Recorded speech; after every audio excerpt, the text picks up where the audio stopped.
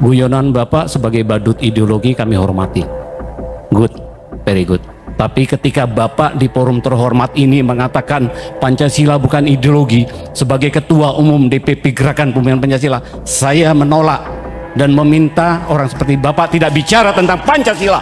Bung Karno menyebut falsafah, dia menyebut ideologi, tetapi bukan official ideologi dari negara. Kan nggak pernah ada keputusan MPR bahwa Pancasila itu ideologi negara tuh. Karena berbahaya. Negara yang berideologi itu cuma dua, fasisme dan komunisme. Saya Anton Manurung, Ketua Umum Dewan Pimpinan Pusat Gerakan Pembumian Pancasila. Assalamualaikum warahmatullahi wabarakatuh. Salam sejahtera untuk kita semua. Shalom, Om Swastiastu, Namo Buddhaya, Wete Tung Tien, Rahayu Rayu. Salam Pancasila. Salam Pancasila. Merdeka. Merdeka. Saya memberi apresiasi luar biasa. Baru pertama saya hadir di Kongres Pancasila dan saya sedikit memaksakan diri dalam situasi terbatas harus hadir di sini dari Jakarta. Jadi thank you, matur sembah nuwun Dr. Agus. Baik, saya mungkin tidak bertanya tapi ingin melakukan discernment dan diskursus. Yang pertama buat kawan Rocky Gerung. 4 tahun yang lalu saya sudah menyatakan di YouTube tentang pernyataan Rocky Gerung. Saya prihatin, mohon maaf pada seluruh forum. Untuk kesekian kali Bapak mengatakan bahwa Pancasila bukan ideologi. Tolong Pak, mari kita sama-sama membaca dokumen negara. Dan tadi Bapak mengatakan, sorry ya, ini forum akademik ya. Tadi sahabat saya Pak Saribu juga sudah mengatakan, ya mirip seperti Habib Rizik tadi. Guyonan Bapak sebagai badut ideologi kami hormati. Good, very good. Tapi ketika Bapak di forum terhormat ini mengatakan Pancasila bukan ideologi, sebagai Ketua Umum DPP Gerakan Pembinaan Pancasila, saya menolak dan meminta orang seperti Bapak tidak bicara tentang Pancasila. Tolong Pak, camkan Pancasila, pidato Soekarno 1 Juni 1994. Saya membaca kalimatnya saja supaya tidak kesekian kali Pak di YouTube. 4 tahun yang lalu saya sudah ngomong supaya kita tidak gelap ideologi Bapak. Kita datang ke sini, saya hormat sekali dengan kongres ini. Soekarno mengatakan, mohon kita dengarkan bersama, mohon maaf, mohon sewu para senior, para guru besar, tokoh Pancasila. Bangsa Indonesia sejak proklamasi mempertahankan secara gigih panji-panji Pancasila, dan akhirnya kita semua dapat memenangkan landasan Pancasila sebagai satu-satunya ideologi nasional progresif dalam revolusi kita. Oke, itu poin satu ya. Saya harus garis bawahi Pak Moderator ya. Baik. Kemudian menanggapi kedua narasumber yang luar biasa, sahabat saya Saudara Erlangga dan juga Bapak Agus, Dr. Agus. Saya kira persoalan bangsa pada hari ini tepat sekali diwakili dengan tema ini. Tema ini bagus ya. Gara-gara tema ini saya kira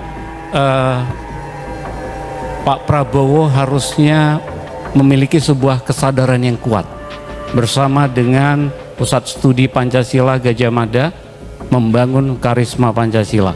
Saya ingin mengatakan persoalan kemerosotan moral Pancasila pada hari ini dalam tata kehidupan berbangsa bernegara karena Pancasila belum dipahami historisitasnya apa.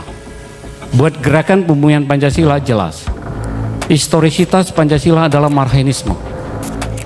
Sepakatkah kita bangsa Indonesia bahwa Marxisme adalah historisitas Pancasila?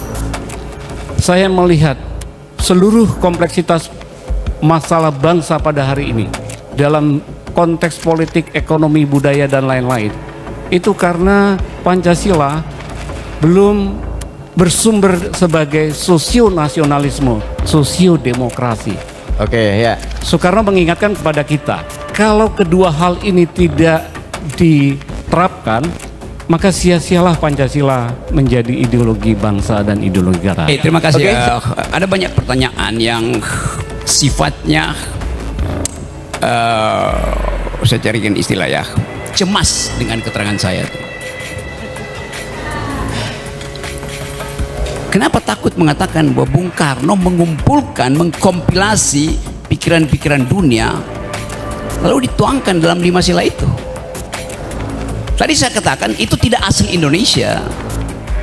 Demokrasi tidak asli Indonesia. Yang dimaksudkan Bung Karno itu adalah pergaulan dunia yang dihidupkan oleh kompetisi, oleh persaingan pikiran. Negara kita basisnya feodal, kan bukan asli Indonesia kan? Sampai sekarang masih feodal tuh. Jadi ide demokrasi itu, sebut aja ide sila keempat itu adalah hasil adaptasi Soekarno untuk dijadikan pegangan, bukan ideologi itu. Demokrasi itu bukan ideologi. Jadi kalau sila keempat ada demokrasi, lalu dianggap Pancasila itu ideologi, itu langsung bertentangan. Demokrasi itu membuka peluang untuk semua ideologi bersaing. Itu dasarnya Pak Manurung tadi. Boleh nggak Pancasila dijadikan ideologi? Boleh, tetapi akan ada negara otoriter. Tidak boleh ada persaingan pikiran. Padahal Pancasila ada diskursif sifatnya. Tadi saya terangkan bahwa Bung Karno menyebut falsafah, dia menyebut ideologi, tetapi bukan official ideologi dari negara. Kan nggak pernah ada keputusan MPR bahwa Pancasila itu ideologi negara tuh. Karena berbahaya. Negara yang berideologi itu cuma 2, fasisme dan komunisme. Mau nggak ada semacam tuntunan berideologi sehingga baju mesti sama, konsumsi mesti sama, tuh parfum mesti sama? Kan itu bertentangan dengan kemajemukan kita bangsa ini, Pak Manurung tuh. Nah kalau misalnya mau dinyatakan sebagai ideologi, ada problem teoritis juga. Ideologi itu mesti koheren, nggak boleh retak. Sila pertama tuh ketuhanan yang Maha Esa. Sila keempat itu demokrasi, kemajemukan. Boleh nggak orang tidak memakai hak untuk beragama? Konstitusi itu mengatakan agama adalah hak, bukan kewajiban. Agama menjadi kewajiban ketika sila pertama itu didalilkan di dalam versi syariat Islam. Kewajiban menjalankan syariat Islam bagi pemuluh-pemuluhnya itu sudah dihilangkan. Karena dianggap itu nanti akan ada problem ke depan itu. Jadi memang Pancasila itu bukan ideologi, bukan saya tidak menginginkan, tapi 2 hal saya mau terangkan. Tidak diresmikan di dalam undang-undang, itu adalah wacana. Kata ideologi di situ dalam pengertian itu pandangan hidup. Karena itu sering Bung Karno bilang Weltanschauung dalam bahasa Jerman, atau bilang Vision de Monde dalam bahasa Prancis tuh. Jadi tidak ada yang stabil di dalam pemaknaan Pancasila, itu posisinya begitu. Yang kedua, memang tidak digali dari bumi Indonesia, apalagi dalam bahasa Sanskerta. Anda baca di Bung Karno itu mengkoleksi bacaan Jerman, Prancis, Inggris, tapi dia nggak bisa berbaca Sanskerta. Kan dasarnya begitu tuh. Jadi kenikmatan kita untuk membayangkan ada semacam tuntunan, oke, tetapi tuntunan itu tidak boleh diresmikan sebagai ideologi negara. Itu maksud saya tuh. Karena lebih berbahaya akibatnya. Demokrasi di negara manapun tidak ada demokrasi yang ada ideologi, karena itu bertentangan di dalam prinsip. Apalagi kalau disebutkan mesti ada satu official ideologi dan orang akan tuntut ideologi itu mesti agama. Ya udah, habis negara ini. Jadi juga tadi teman yang bicara pertama bahwa nanti dulu nggak usah Pak. Ya. Nanti diskusinya di panel di yang ke ya. Ya. Kasih kesempatan untuk ngomong dulu ya. Silakan Bang. Oke, saya lanjut ya. Saya bedakan tadi, kan itu saya sebutkan, sangat mungkin kita akan bertengkar di sini karena forum ini bukan forum ilmiah ansih gitu. Ada aktivis di sini nih. Oke. Oke. Ya supaya catatan kaki, Saya mengajar teori ideologi di Departemen Filsafat UI selama 15 tahun tuh. Saya ulangi ya masalahnya. Ada bayangkan bahwa dalil kita adalah persatuan Indonesia. Boleh nggak dia dibungkus secara ideologi? Tidak bisa. Karena persatuan itu datang dari ontologi kemajemukan. Dari awal negeri ini majemuk, oleh karena itu diperlukan persatuan. Jangan dibalik, demi persatuan tidak boleh ada kemajemukan. Itu bahayanya berpikir secara ideologis. Dapat nggak poin itu? Tentu Anda marah karena kok nggak ada panduan ideologi, apalagi bikin dewan ideologi. Hitler bikin itu. Hitler meresmikan dewan ideologi namanya fasisme dan diatur Anda hanya boleh kawin dengan ras yang sama. Itu aturan ideologi ketat sekali itu. Jadi sekali lagi kita boleh anggap bahwa Bung Karno berhasil membaca kecenderungan dunia dan dia ambil saripatinya itu. Bahkan dia rumuskan, ya kalau nggak 3-1 gotong royong. Gimana ada ideologi gotong royong? Jadi kita mesti lihat kecerdasan Bung Karno atau kecerdikan Bung Karno untuk menaturalisasi ideologi-ideologi dunia. Nah itu gampangnya. Istilah naturalisasi lagi keren hari-hari ini. Iya. Naturalisasi. Kan itu dasarnya kan. Kita baca, kalau saya bikin tafsir, dari mana Bung Karno punya ide tentang keadilan sosial? Dia membaca Marxisme. Dari mana Bung Karno punya pengetahuan tentang nasionalisme sila pertama? Dia pasti baca Immanuel Kant tentang unity of reason. Dia baca San Min Chung Yi. Banyak yang dia baca. Dari mana dia baca kemanusiaan yang adil beradab? Dia pasti baca Rousseau tentang kedaulatan rakyat. Jadi Bung Karno membaca banyak literatur. Nah kita tidak mau membaca dan hanya mengupayakan sesuatu yang udah final gitu. Itu yang paling saya jengkel. Saya berkali-kali diundang oleh BPIP juga untuk mari kita di Pak Rocky ikut seminar tentang Pancasila tuh. Oke. Temanya apa? Pancasila sudah final. Udah final ngapain didiskusikan? kan dungu namanya.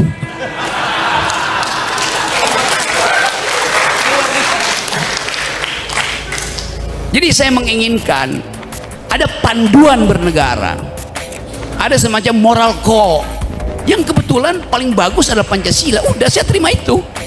Tetapi mempersoalkan Pancasila sebagai ideologi, oke, itu akan ada debat panjang tuh. Saya sudah pernah menulis panjang lebar tuh di apa majalah Prisma apa soal begituan. Jadi silakan baca. Jadi referensi kita terhadap ideologi itu bahkan mesti masuk sampai pada pemeriksaan psikoanalisis. Saya mesti kasih lakang di situ, saya kasih Althusser, saya kasih macam-macam tuh, supaya terlihat bahwa itu ideologi itu, dan itu tidak mungkin.